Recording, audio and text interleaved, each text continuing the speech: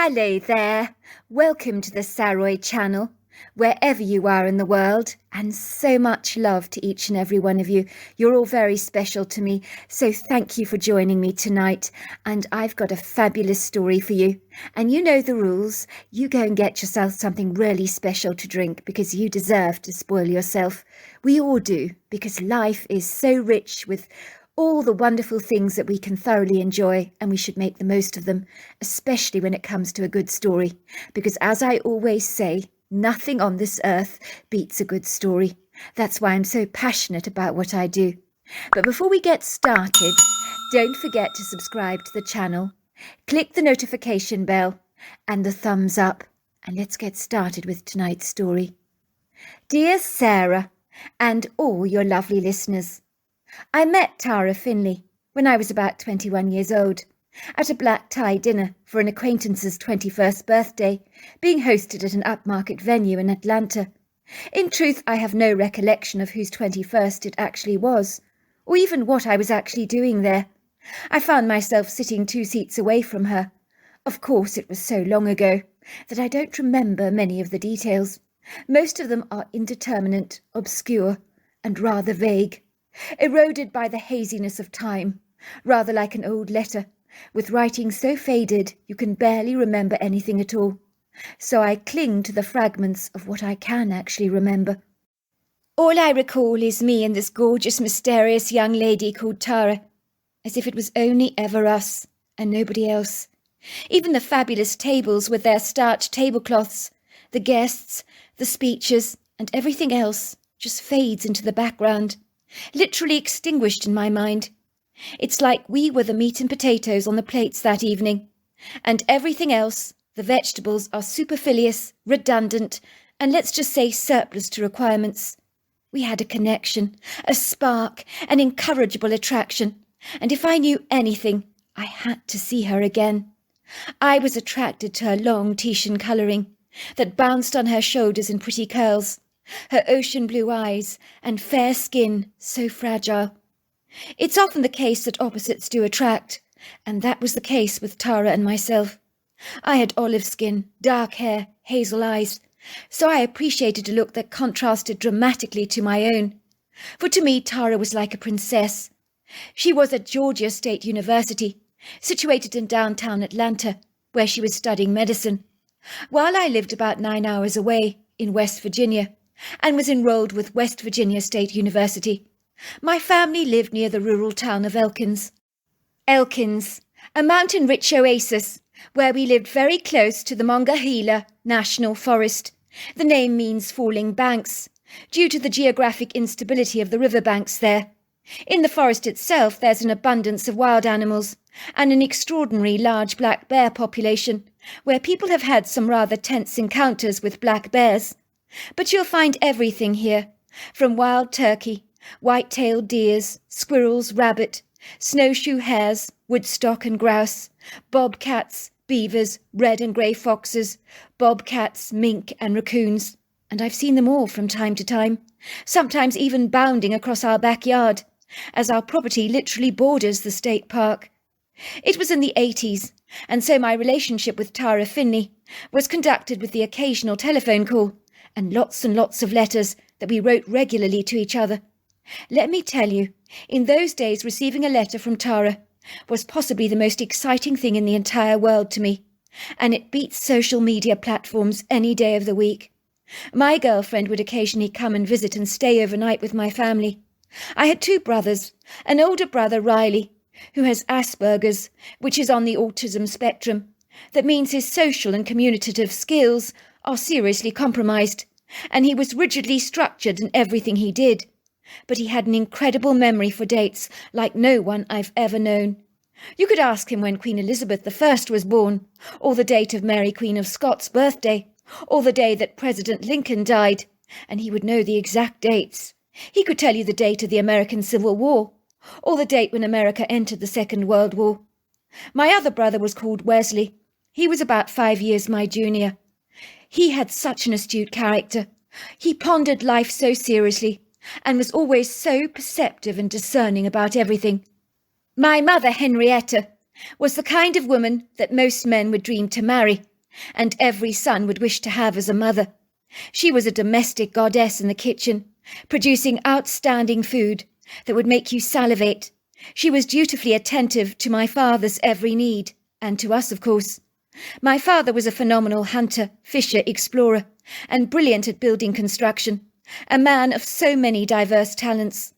The house where we lived was an old Georgian mansion that my parents had restored and refurbished over the years. I loved how this imposing ornate white building, with its pleasing square symmetry, just looked so dramatic against the viridescent countryside, sprinkled with American beeches, maples, birch, loblolly pines, magnolias, yellow polars, and chestnut oaks. Before long, my blooming relationship with Tara flourished like a cherry blossom tree in spring, full of so much potential, promise, and beauty. My parents liked her very much, but my brother Wesley thought she was all that, and warned me that I should never ever let her go, for I would never find anyone like her ever again. Did I not tell you my brother was wise? A very sharp, discerning head on such small shoulders, so mature, so sagacious for his young, tender years. I was completely beguiled by Tara, of course I was, and already envisaged that one day I would tie the knot with her. She was the kind of person I envisaged spending the rest of my life with, until that is, when I met Blaze Mackenzie. Sometimes we reach a crossroads in life, where you might see two roads lying ahead of you. The question is, what road do you take? If you were a hiker, it would be a no-brainer, would it not? If you were to access a mountain range via a hiking route, there is no question of a doubt you would take a clearer path, where you could guarantee you would take a safe, predictable route, with a happy ending. You would avoid taking a precipitous path wrought with risky challenges and sheer cliff faces, unless of course you wanted to live on the edge and dice with danger. But most of us were not exactly like that. But when it came to Blaze Mackenzie, she was that unpredictable, unsafe, reckless and treacherous path, the one with jagged cliff faces and sheer drops, the one that was indeterminate, potentially perilously dangerous. And I regret to admit that that is what attracted me to her. How naive, impressionable, and incredibly foolish I was. But I attribute this to the green shoots of my young age. My ignorance and restless spirit within me fancied taking a ride on a merry-go-round and never getting off. By contrast, Tara was like the road well-travelled, safe, secure, dependable, reliable, trustworthy. And let me tell you that is the road you should unequivocally take, if ever you're given the choice. But I didn't. I was so completely sucked in by the bad influences of Blaze Mackenzie, who was as destructive as her name suggests, a wildfire that could so easily get out of control. I had met her at the university and was attracted to her untamed feral personality that was like an unbridled wild horse that did whatever the hell she liked and stuffed the consequences. I think I'd grown up in such a loving home, with boundaries secured in all the right places, knowing right from wrong, and how to behave myself. But Blaze had come from a broken home. She was unpredictable, very exciting, and that is what drew me to her, like a bee to a honeypot. Several young men at the university warned me off Blaze. "You don't want to get involved with Blaze. Let's just say she's not a good sort. You'll get your fingers burnt." Would I listen? Absolutely not. I thought I knew better. I was completely infatuated by her outrageous, over-the-top behaviour from what I thought was a very beguiling young woman, who was like a bag of firecrackers with a warning, "Don't touch, dangerous." But the mischievous, boyish side of myself was determined to strike the matches. I knew I couldn't go out with Blaze until I had done the ethical, decent thing and broken up with Tara first. When my brother Wesley learnt about what I was about to do, he was incandescent. "I'm 5 years younger than you, bro," he said to me, "but I'm a hell of a lot wiser. You want to get rid of the best thing that ever happened to you for a piece of fluff that excites you because she's a bad girl who doesn't behave right? What's wrong with you? You're pathetic. Once you've dumped Tara, do you know you're unlikely to ever get her back? Don't come crying to me, bro, if that happens. he said, because I won't feel at all sorry for you. You'll get what you deserve. I know if Tara was my girlfriend, I'd guard her like the crown jewels. You're an idiot. I was naturally very nervous about breaking up with Tara. I tried so many times to broach the subject. We spent a lovely weekend together, but I didn't have the nerve to break up with her. I knew I had to do it, but I was completely gormless. I drove her to the Charleston train station, where she was catching a train to Atlanta, and moments before she got onto the train, I piped, "I don't think we should see each other again, Tara. I think we should call it quits on our relationship." Tara didn't even look at me. She didn't argue. She didn't say anything. She pushed straight past me, climbed onto the train, and found a seat. And she sat down on that seat, fumbling around in her handbags to find a book, and stared vacantly at the pages. I'm tapping on the outside window to get her attention, but she ignores me, not even glancing up at me once to give me a second look. Soon the train chugs away, and I'm left feeling like a deflated balloon that has lost all its gas, and like a real brute. It punched me in my heart that I'd hurt Tara, because I really loved her. I had to choose, though, between two women, and I was intrigued by the wild card, so to speak. When I got home, I wrote to Tara. I felt so bad, and every one of the letters I sent her was returned back to me in the post, untouched, unread, and unopened. That was a real cold slap in the face for me. I couldn't blame her. I had really hurt her. My brother was right. Why would she want to have anything to do with me ever again? And that thought really bothered me. I even took a 9-hour journey up to Atlanta just to go and see her. When I knocked on the apartment that Tara shared with 5 other boarders, a handsome-looking young man opened the door to me. His hair was tousled, his clothes casual. He looked at me with a raised brow and said, "Who are you?" I answered, "I'm here to see Tara." The man frowned. "You're not that loser Jack who dumped her, are you? Because if you're crying over spilt milk, you're not going to get Tara back. She wants nothing more to do with you. And I don't blame her either. You're a loser, bro. Get the heck out of here." "Look, I need to speak to Tara. I feel bad about how things ended between us." "You dumped her, bro, when she was getting onto a train. That was a low thing to do. You broke the girl's heart. You don't deserve her. She's far too good for you. Why don't you get the hell out of here? Leave her alone. You dumped her, so what are you doing here now?" "Please," I begged. "I need to speak to her. I want to apologize for everything that happened." "I'll see what I can do," he said, closing the door behind him.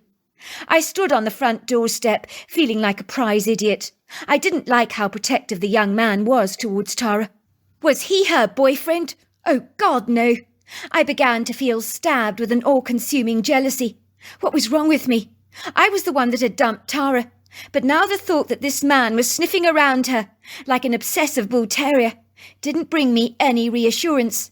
It was like I wanted to snatch Tara away, rekindle our relationship, rather like a kid who didn't pay any attention to his toy, but once somebody else is interested in it, I wanted to snatch it right back and claim it as my own. Tara came to the door, looking as pretty as ever. Her curtain of red hair bounced buoyantly on her shoulders, but there was no sparkle in her eyes reserved for me, no warm, engaging smile on her face. I noticed she avoided looking at me in the eyes, something she'd never ever done before. She was brisk and abrupt with me. "What are you doing here?" she barked. "Tara, you've been sending all the letters I wrote to you back. I've been worried senseless about you. Can't I at least have a word with you?" "About what? You told me everything you felt when I boarded that train. I don't think there is anything else to say. You made your position clear, did you not?" "Tara, don't be like this, please. Don't be difficult. Humour me. Let's go and have a bite to eat together." Surprisingly, she had agreed, but with the enthusiasm of someone agreeing to go to a dental appointment that they'd been putting off for years and years. She trotted by my side reluctantly. We walked down the long pavement lined with tall, statuesque oak trees, not saying a word. I was shocked how aloof, indifferent, and disinterested she appeared towards me. Maybe this was a front she was putting on, because I had hurt her so much, which was likely the case, but I felt like a wilted, deflated flower in the meadow that had been trampled on by the grazing cows. But I deserved this. I knew I did. I had hurt the only girl I had ever loved. I felt like a monster, and Tara's reluctance to engage with me warmly was not only a cold slap to the face, but made me feel dreadfully rejected. It was like the tables had been turned, and Tara had dumped me, not the other way round, and it really hurt. It was like my ego had been ruptured, like a rubber tire that had exploded on the road. I was the one with egg on my face, and I knew it, and I didn't like wearing this look. I perceived that Tara wanted to eliminate me from her life like an ink splotch on a garment that she wanted to wash away, as if it had never ever existed. I was the one feeling as if Tara was moving on with her life, and I was this irritating bystander she was humouring, but she wanted nothing to do with me. I knew my brother's sagacious wisdom had come back to haunt me. Even if I wanted Tara back, I could sense that I had lost her for good. Tara was stubborn. She had a robust self-esteem on her that you did not try to crush, or knock any punches into it, or it would come back to bite you. She didn't suffer fools gladly, of which I was clearly one. We found a cosy private table in an Italian restaurant, renowned for its Italian homemade-style cooking, a place Tara and I visited regularly during happier times, which evoked pleasant memories, but not today. It overlooked a pretty street lined with honey locust trees, with people, many of them students, bustling down the sidewalks in groups, chatting away garrulously, and engaged in earnest conversations that involved giggles and snorting laughter. It felt as if the whole world was conspiring against me. I knew Tara loved Italian food, but she was not animated about being with me today. I felt as if I was the turd on her shoes, and she'd rather be anywhere else in the world than here with me. A waitress came forward with a menu, smiling warmly at us. "I'll have the margarita pizza and a Mountain Dew," said Tara. "I don't want to rush you, but if you could make the order quick, I'd really appreciate it." "I'll have the same," I say to the waitress, my appetite now evacuated from me. I can feel my feet are tapping the floor. I'm feeling quite anxious. Tara is just staring out of the window, watching the students ambling by. Some talking, others laughing, but she's not looking at me, and that is very upsetting. "Tara, look, I'm sorry about everything that happened between us. I came up here to see you because I don't like the way things ended. I want to apologise for all that." Tara doesn't look at me. She continues staring out of the window. It's infuriating. Why won't she look at me? "Jack, I don't know what you're doing here. I've moved on with my life, you can see that. I don't know why you're bothered to come back here. I have no interest in seeing you whatsoever, and I would truly appreciate it if you would leave me alone. You said what you wanted to say on the train, and that's that. We're over, so get that in your pipe and smoke it, will you?" Tara's words stung, as if thousands of hornets were pounding my skin with their stingers. It was clear she'd moved on with her life. She wanted to leave me out of it. I sensed she was no longer attracted to me, and held as much interest in me as a frog might hold in a pear drop. None whatsoever. "Is there someone else?" I ask her. "My love life is of no consequence to you," she chides. I now feel absolutely certain that she's dating that gentleman that opened the door to me, and I'm overwhelmed by an insane jealousy. I mean, how could she have moved on so quickly? Did I mean that little to her? I bite my lip and remain as stoic as I can, but it's hard to control my rumbling emotions. "You're right. It's none of my business. I just wanted to make sure you're happy, that's all." "I'm happy," pipes Tara, "and I'd be a hell of a lot happier if I never see you again, Jack." The waitress arrives with our pizzas and our drinks. We eat together in silence, without saying a word to each other. I was so grateful for the warm, stringy cheese, and the sweet, sharp taste of the tomatoes. As the pizza cushioned the blows of my hurt, I now wanted Tara back. I really did. But I was way too proud to express my feelings, too bruised, too punctured, too squashed to be able to say anything to redeem the situation. I was like a wrestler who'd been so badly beaten up by my opponent, and I knew that there was no coming back from this. Tara had made her position clear. It was clearly over between us.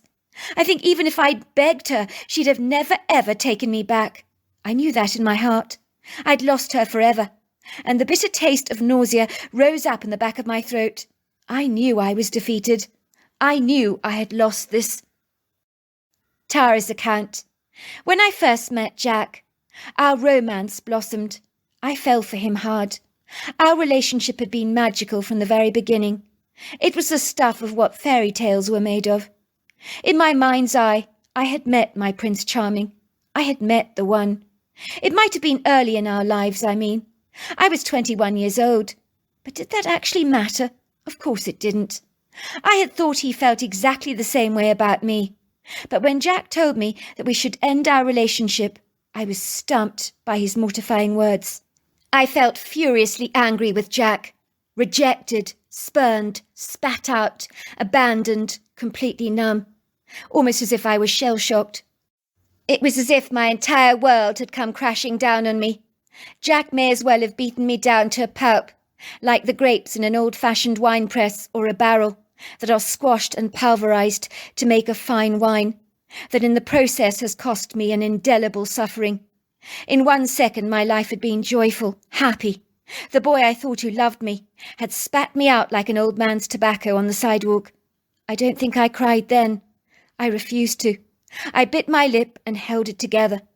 I would be damned if I would give Jack the satisfaction of seeing he'd hurt me. I wanted nothing more to do with him, as he had treated me and our relationship with a shabby, contemptuous disregard. And dumping me before I even got onto the train was about as low as you could possibly get. I mean, who does that who has a heart? That was a low blow to the guts, and it hurt me hard. Since our breakup, Jack had written to me numerous letters. I had returned them back to him, refusing to open them. I didn't want to read all his excuses and explanations about why he had dumped me. I was so hurt, so broken-hearted. I wanted to move on with my life. I didn't need to meditate on my pain. When Jack arrived at my apartment, spontaneously out of the blue, I decided to act completely indifferent to him. I wanted to show him that I was as disinterested in him as a dog is in a bowl of lettuce. I wanted to act like I didn't give a toss about him, and that I'd got over him so easily, and that he no longer mattered in my life. And I knew it would hurt him, and that gave me a huge measure of satisfaction. I wanted to inflict on him the measure of rejection and hurt that he had injected in my life, and it worked. I could see his now forsaken ego was seriously perforated. He wasn't quite as self-assured or as cocky and confident as before. Little did he know how much I really loved him, and how difficult it would be for me to get over him, but he would never be privy to that secret knowledge, because hell over high water I would move on with my life. I would not allow Jack to drag me down, more than he already had. I had my suspicions that there must be someone else that Jack had obviously fallen for. I mean, why else would he have ended our relationship so abruptly? Back to Jack. I knew it was over with Tara. There wasn't even a glimmer of hope on the horizon. No chance of reconciliation whatsoever. She was out of my life for good. Yes, I wanted her back more than anything in the world. But it's like when you're at the horse races. You realise the horse you bet on didn't win, so you've lost. You have to accept the consequences. You can't sit back and cry that you got it so horribly wrong. You back the losing horse, and you have to accept your fate. It's never easy to lose in life, but it had to be that way with Tara. She was the one that had got away. I needed to forget about her, so I turned my swift attention onto Blaze, whose allure had become a lot less appealing. But she was a perfect distraction. But what the hell? I threw myself into this relationship, rather like a rock plunging into deep water. Blaze wasn't sweet like Tara. She was one hell of a messed-up individual, whom introduced me to the world of drugs, weed, magic mushrooms and alcohol. And let's just say at first, the buzz I received from the cocktail of all these different mind-altering substances was very good indeed. But when you came crashing back to earth, it was a cruel blow. I missed Tara, and when I actually observed how screwed and goofed up Blaze was, I realised more and more what a complete imbecile I had been, to throw away the very best thing that had ever happened to me. It made me appreciate Tara all the more. Both my parents and brothers could not stand Blaze. My father took me to one side and said, "Son, That girl's got very big problems.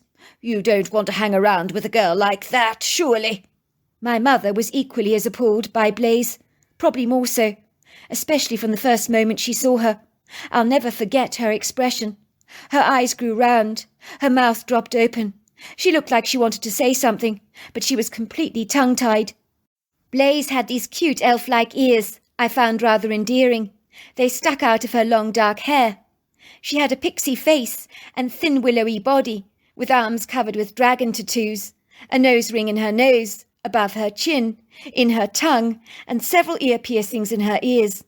Even the clothes she wore invited a disapproving appraisal from my mother, as she wore see-through net tops where you could see the pink bikini top beneath, leather jackets, exceedingly short black and red tartan skirts, and fishnet stockings with black combat boots.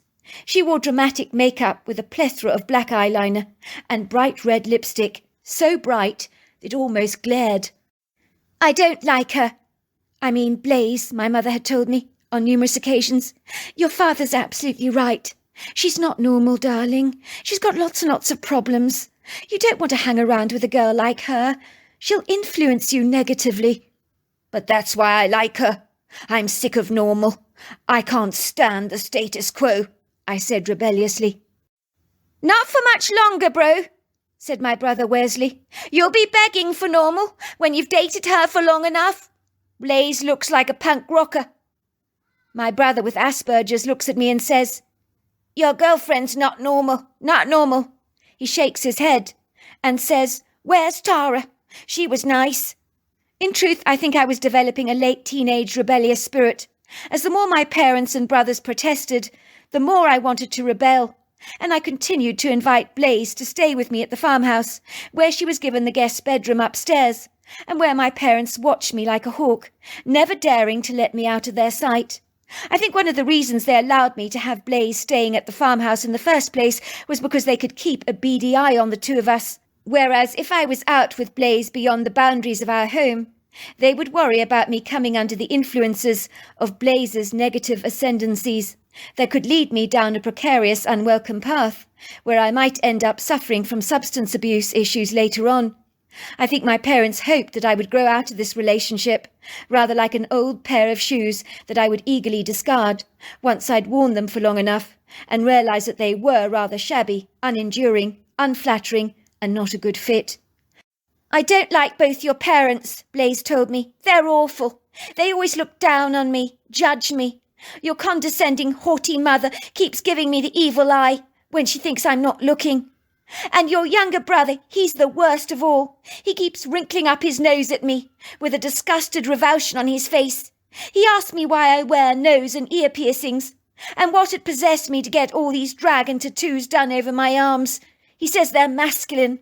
He told me that sailors wear tattoos like mine. He said I would regret it when I got older, as the ink is permanent." "Don't mind Wesley. He's very conservative. You're far too wild for him. And my family, they don't understand a girl like you. You're idiosyncratic, unconventional, different, and my family doesn't do different very well. As for your brother Riley, the one with Asperger's, he's so rude. He told me I look really funny." "Don't mind him. He's harmless enough." "Well, I do mind. Isn't there anywhere we can go without your parents watching us all the time? I mean, I'm dying to smoke a joint, and I have some rum and coke in my duffel bag, waiting to be consumed. I want us to go and enjoy it." "I told you. We have to be cautious around my parents. We can't let them see us smoking pot. I'll wake you up tonight when the family's fast asleep, and we'll go in the woodgrove to have a joint. How about that? Is that a deal?" "Of course it's a deal. Have you ever seen me turn down a joint? Why does your bloody truck have to be at the goddamned auto mechanics this weekend? It's just my bloody luck, isn't it? If you ask me, your father sent it for servicing deliberately, so we would be stranded here together for the weekend, like two people lost on a desert island. It's not bloody fair. I even noticed your father smirking. He's very conniving. He's almost as bad as your mother. They both want to break us up. I know they do. If I had known that your truck would have been out of action this weekend, I would never have come here. I'm suffering withdrawals, and we're stuck here all weekend with your condemning parents and judgmental brother Wesley, who keeps shaking his head whenever he sees me. And your brother Riley, he's gormless. He stares at me with his mouth so wide open. He looks like he wants to catch flies with it. I told you, Blaze. We'll go to the Woodgrove tonight. That's a promise. You'll get your hit.